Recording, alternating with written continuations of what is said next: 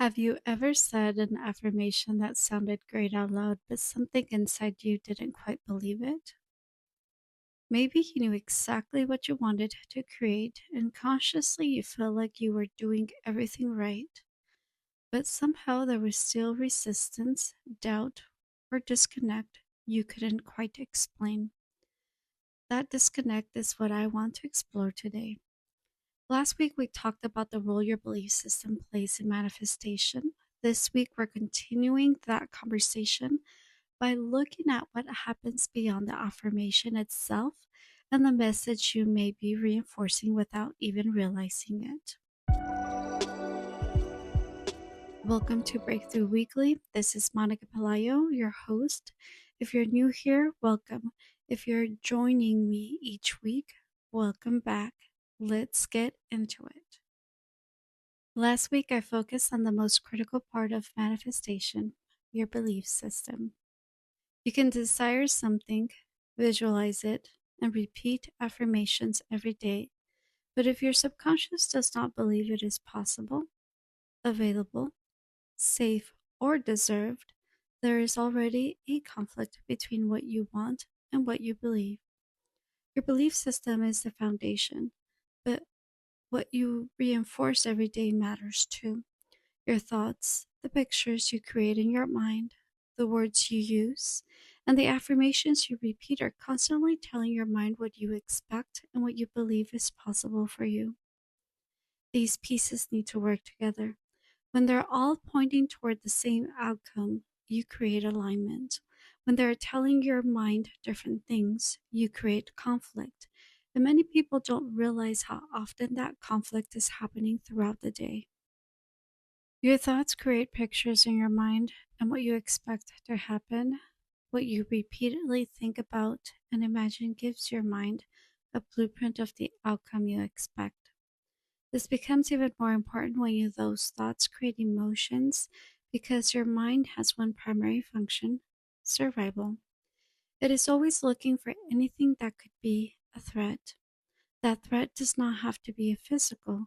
Fear of rejection, failure, embarrassment, judgment, scarcity, abandonment, or not being good enough can create a strong emotional response.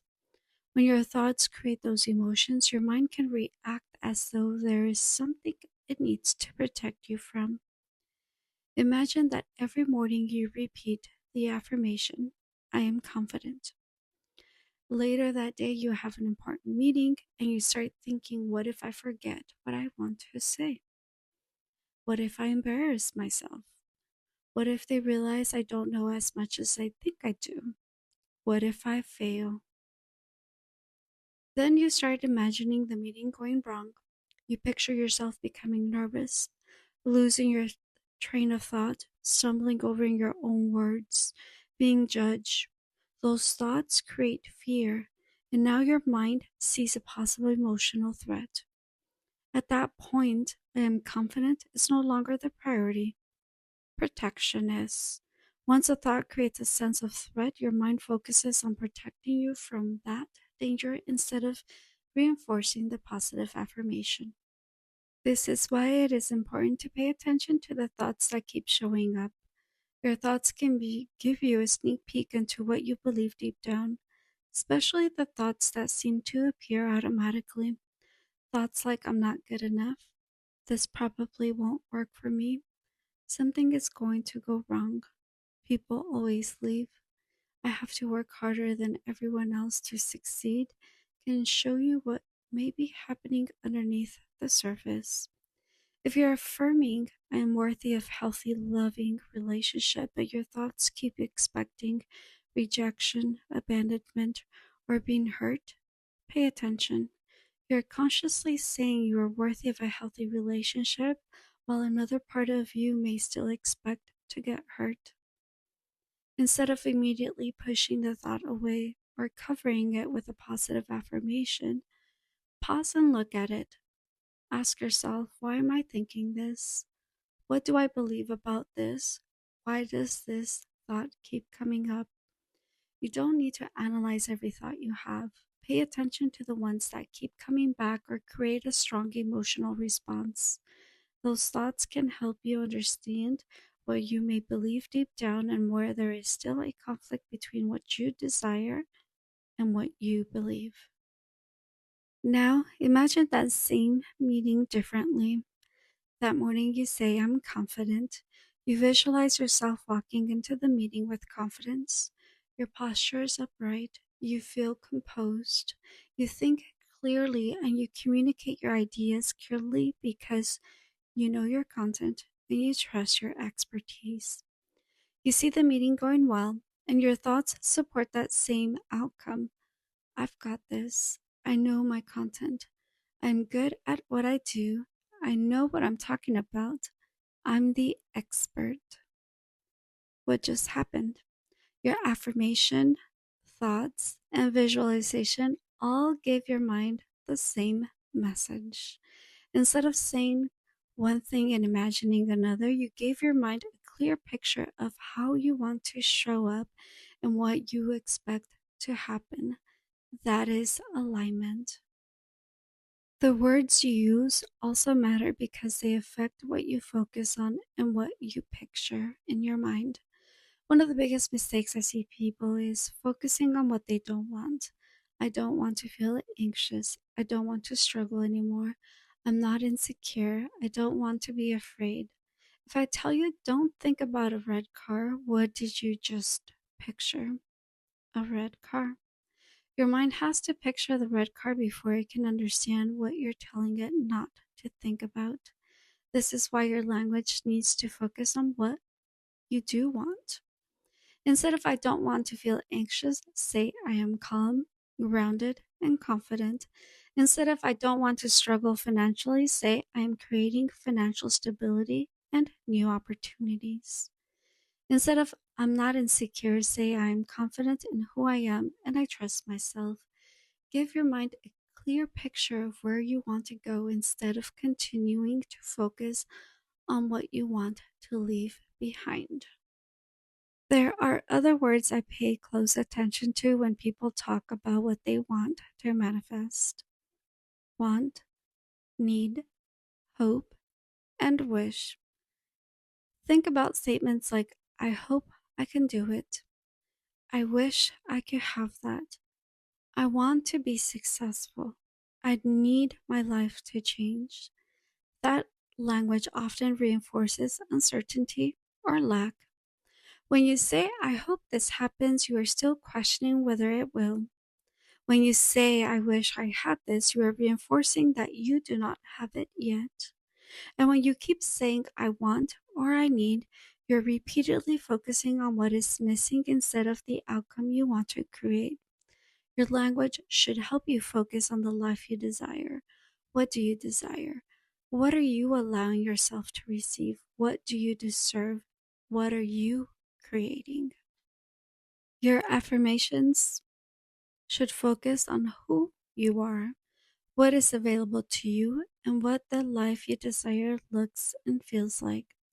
Some of the most important words you can use are I am, I deserve, I am worthy, I am confident and I trust myself. I deserve a healthy, reciprocal relationship. I am worthy of being respected and valued. I am capable of creating the success I desire. But the words are only a part of it. Think about the life connected to your affirmation. How do you think? How do you feel? How do you speak? How do you show up? What does that life look like? If you desire confidence, picture yourself being confident.